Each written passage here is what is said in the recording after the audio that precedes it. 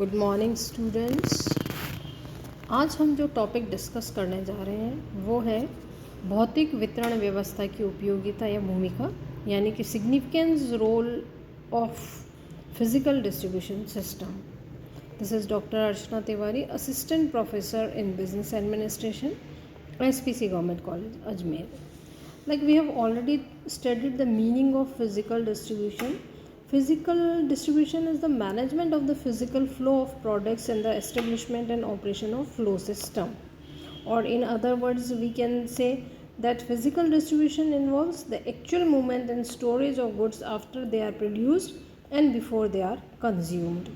यानी कि physical distribution से तात्पर्य या भौतिक वितरण से तात्पर्य हम उन क्रियाओं से लगाते हैं जिनकी सहायता से उत्पादक से ग्राहकों तक उत्पादों के मूवमेंट एंड फ्लो को बनाए रखे जा सके, ताकि कंज्यूमर्स को उनकी नीड के अकॉर्डिंग प्रोडक्ट उचित मात्रा में सही स्थान पर और सही समय पर उपलब्ध हो सके।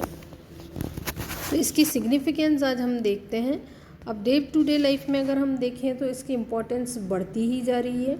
तो सबसे पहली चीज़ है कि इससे वितरण लागतों पर नियंत्रण करना आसान हो जाता है, यानी कि कंट्रोलिंग डिस्ट्रीब्यूशन कॉस्ट।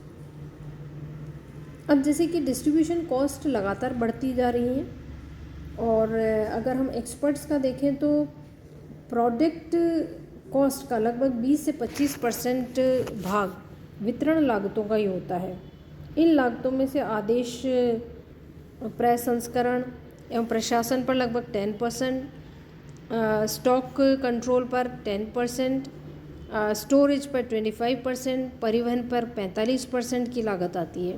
तो इन लागतों पर नियंत्रण करना बहुत ही आवश्यक हो जाता है। दूसरा आता है it helps in increasing sales.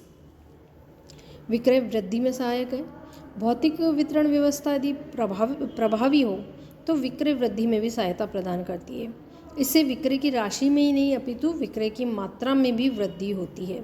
इसका प्रमुख कारण है कि प्रभावी भौतिक वितरण व्यवस्था के कारण यथा समय उस स्थान पर माल उपलब्ध किया जा सकता है जहां पर माल की कमी होती है। किसी भी स्टोर दुकान को माल समाप्त की सूचना टांगने या प्रदर्शित करने की आवश्यकता नहीं होती है। नेक्स्ट आता है इट क्रिएट्स यूटिलिटीज़, यानी कि उपयोगिताओं का सृजन भी किया जा सकता है। प्रभावी भौतिक वितरण की भूमिका इसलिए भी बढ़ रही है क्योंकि ये उत्पादों में उपयोगिता का सृजन करती है। इसके कारण समय और जो प्लेस है उसकी यूटिलिटी का क्रिएशन होता है, और स्टोरेज से समय उपयोगिता और परिवहन से प्लेस यूटिलिटी का क्रिएशन हो सकता है। नेक्स्ट आता है उपभोक्ता संतुष्टि में योगदान, यानी कि कंट्रीब्यूशन इन कंज्यूमर सेटिस्फेक्शन। भौतिक वितरण या फिजिकल डिस्ट्रीब्यूशन की प्रभावी व्यवस्था उपभोक्ता संतुष्टि में भी योगदान देती है।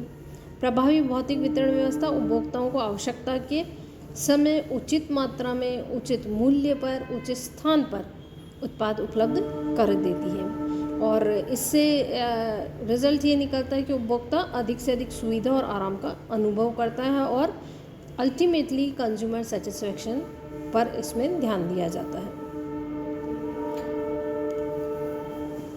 It helps in price stabilisation. प्रभावी भौतिक वितरण व्यवस्था बहुत बड़ी सीमा तक उत्पादों के मूल्यों में स्थिरता लाने में भी योगदान दे सकती है। इससे मूवमेंट एंड फ्लो जो कि प्रोडक्ट्स के होते हैं उनमें निरंतरता उत्पन्न होती है, और इससे आवश्यक मात्रा में उत्पाद आवश्यकता के समय राइट प्लेस पर उपलब्ध करवाने में सहायता मिलती है। नेक्स्ट आता है facilitates inventory planning and control, यानी कि स्कंद नियोजन और नियंत्रण में सुविधा होती है। प्रभावी भौतिक वितरण व्यवस्था होने पर कम स्टॉक संग्रह करके रखना होता है, किंतु विपरीत स्थिति में भारी मात्रा में स्टॉक संग्रह करके रखना ही पड़ता है। इसके अतिरिक्त प्रभावी भौतिक वितरण व्यवस्था ही स्कंद नियंत्रण व्यवस्था को बनाए रखने में योगदान दे सकती है। साथ ही साथ controlling the length of distribution channel, वितरण श्रृंखला की लंबाई पर नियंत्रण किया जा सकता है। यदि उत्पादक कई सारे स्थानों पर भंडारण की व्यवस्था करता है और ट्रांसपोर्टेशन की व्यापक व्यवस्था करता है तो उसे थोक व्यापारियों की सेवाएं लेने की प्रायः आवश्यकता नहीं पड़ती है और ऐसी स्थिति में वह सीधे ही रिटेलर्स को माल उपलब्ध करा सकता है।